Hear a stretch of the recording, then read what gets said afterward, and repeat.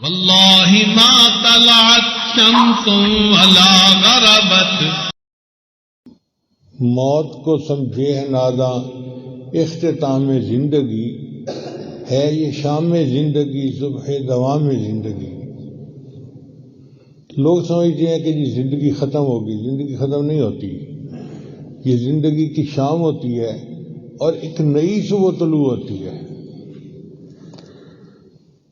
اس لیے موت کو کہتے ہیں الانتقال من دار الفناء الی دار البقاء، دار الفناء سے دار البقاء کی طرف چلے جانا. الانتقال من دار العمل الی دار الجزاء، دار العمل سے دار الجزاء کی طرف چلے جانا. الانتقال من دار الغرور الی دار السرور، دھوکے والے گھر سے سرور والے گھر کی طرف چلے جانا.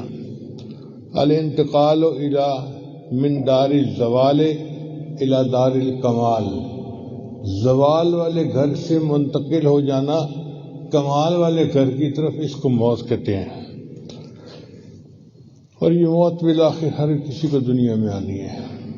اللہ فرماتے ہیں اے میرے حبیب صلی اللہ علیہ وسلم وما جعلنا لرجل من قبلک الخلد، ہم نے آپ سے پہلے بھی کسی کا دنیا میں ہمیشہ رہنا نہیں لکھا.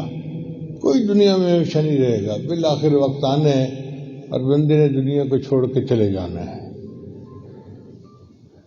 موت کے بارے میں کہا گیا الذی افرق بین البنات والامہات، موت وہ چیز ہے جو ماں اور بیٹیوں کے درمیان فرق ڈال دیتی ہے.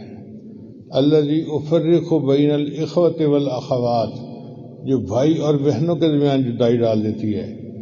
الذی افرق بین الزوج والزوجہ، خامد اور بیوی کے درمیان جدائی ڈال دیتی ہے.